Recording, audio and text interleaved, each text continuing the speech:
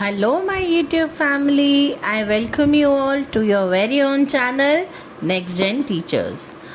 तो कल हमने पढ़ा था मुदालियर कमीशन, आज हम पढ़ेंगे कोठारी कमीशन। ये दोनों कमीशंस जो हैं बहुत इम्पॉर्टेंट हैं, हर बार क्वेश्चन पेपर में आपको देखने को मिलती हैं। तो डोंट फॉरगेट कि आप इनकी पढ़ाई अच्छे से करके जाएं और आई होप मेरी वीडियो आपको इसके लिए बहुत हेल्प करेगी। चलिए let's get started. Discuss the role of Education Commission in 1964 to 1966 in the education reform in India, which is known as Kothari Commission. The Education Commission 1964 to 1966, popularly known as the Daulat Singh Kothari Commission, was appointed by the Government of India in 1964. अब Kothari commission जो है उसका पूरा नाम है Daulat Singh Kothari commission, जो कि government of India के द्वारा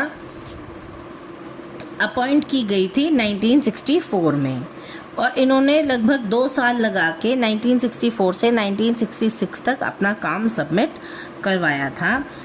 The Commission studied the entire education system and suggested reforms to improve the quality, structure and accessibility of education in India.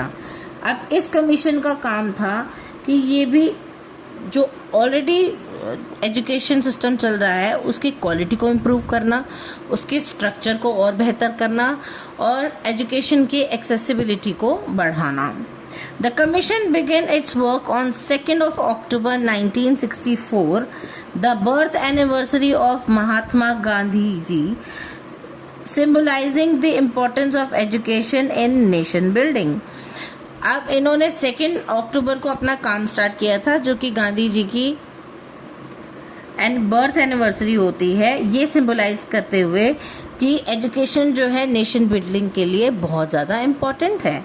The commission consisted of 17 members. इस कमीशन के अंदर 17 members थे, includes educationist and experts from India and abroad.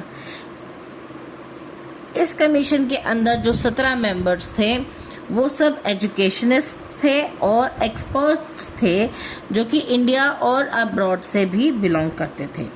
After detailed study and nationwide surveys, the Commission submitted its 1600 pages report on 29th June 1966 to the Education Minister of India.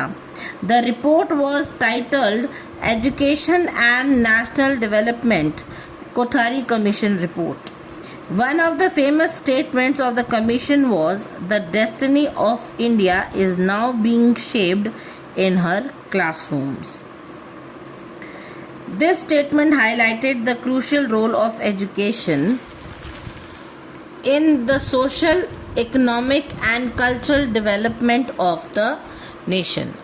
तो अब Kothari commission का जो काम था वो ये था कि वो एजुकेशन के स्तर को और ज़्यादा अच्छा करे और ज़्यादा लोगों की लीग तक वो है एजुकेशन को लेकर के आए। और ये जो कमीशन थी वो काम करती थी कि सोशल, इकोनॉमिक और कल्चरल डेवलपमेंट भी हो नेशन की। तो इसके जो ऑब्जेक्टिव्स थे वो क्या थे? The Kothari commission aimed to improve the quality of education at all levels. ये चाहते थे कि एजुकेशन की जो क्वालिटी है वो हर लेवल पर इम्प्रूव हो सके। To promote national unity and social integration, remove inequality in education, education के अंदर जो भेदभाव है उसको ख़त्म किया जा सके। Make education relevant to the needs of society and national development. तो एजुकेशन को जो है रेलेवेंट किया जा सके ताकि सोसाइटी की नीड्स के अकॉर्डिंग जो है बच्चों को डेवलप किया जा सके, नेशन को डेवलप किया जा सके उनके थ्रू। कॉमन स्कूल सिस्टम क्या था? One of the most important recommendations was the common school system.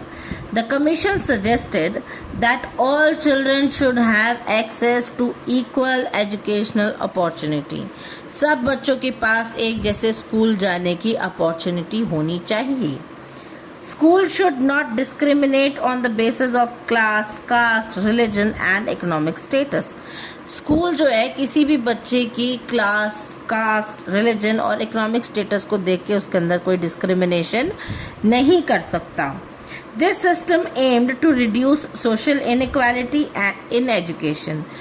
Socially जो इनइक्वालिटी होती थी एजुकेशन में उसको ख़त्म करने के लिए जो है इसका एम था.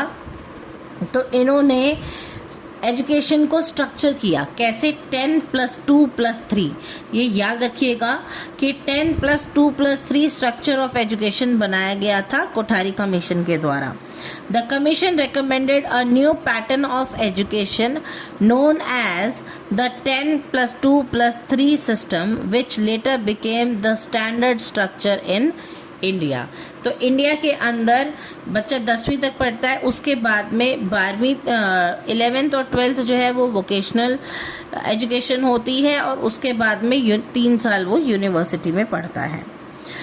विच later became the standard structure in India. 10 years of general education, 2 years of higher secondary education and 3 years of university education. तो ये स्ट्रक्चर जो है कोठारी कमीशन के द्वारा बनाया गया था.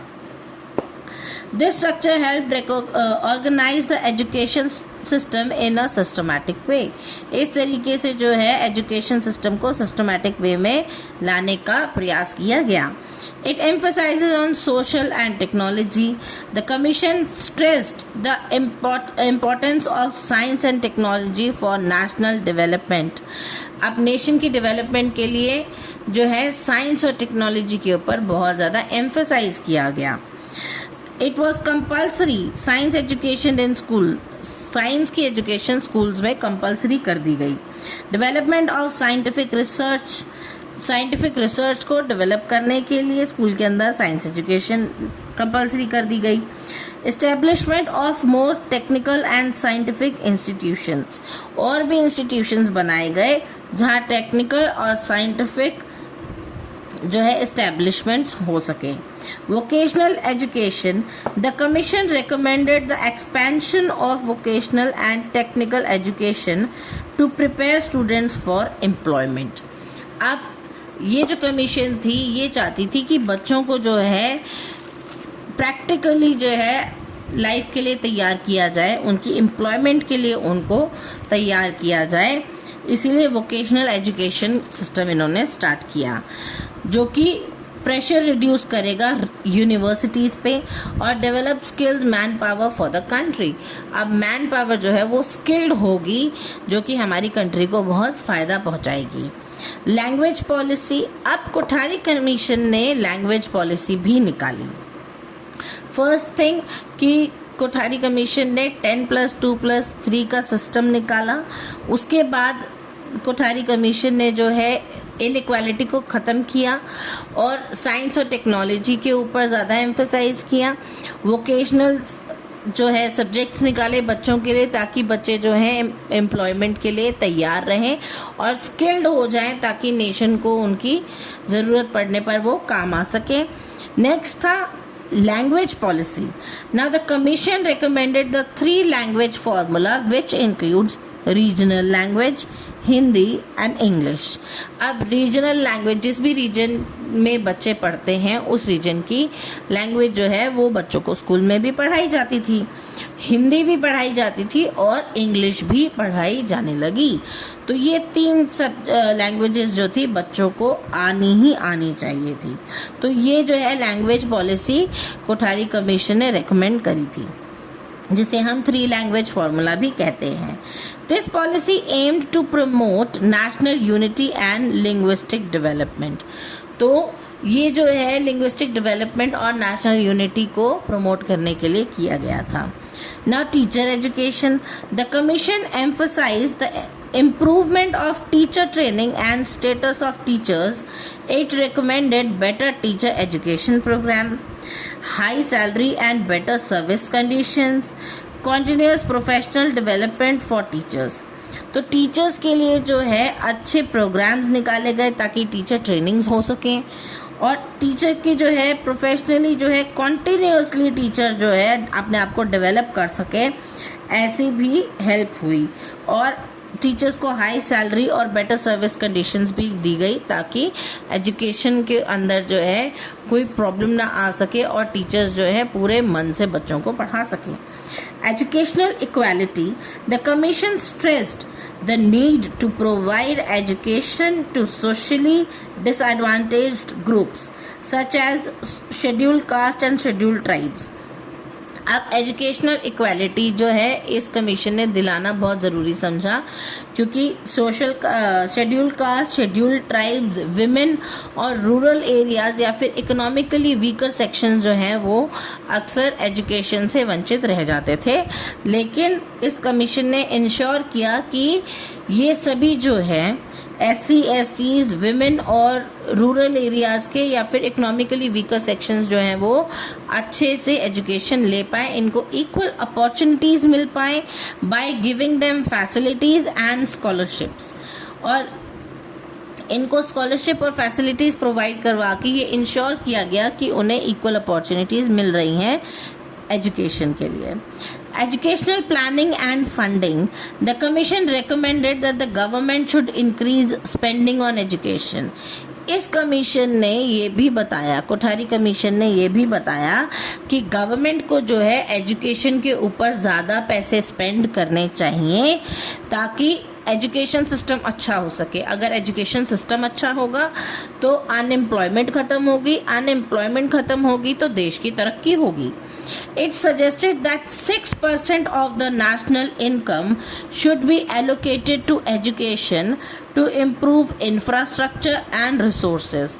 तो schools क्या कॉलेजेस का जो इंफ्रास्ट्रक्चर है उसको इम्प्रूव करने के लिए, उसको मैनेज करने के लिए और रिसोर्सेज प्रोवाइड करवाने के लिए 6% जो नेशनल इनकम है उसको एजुकेशन के अंदर स्पेंड करने के लिए गवर्नमेंट को सलाह दी गई.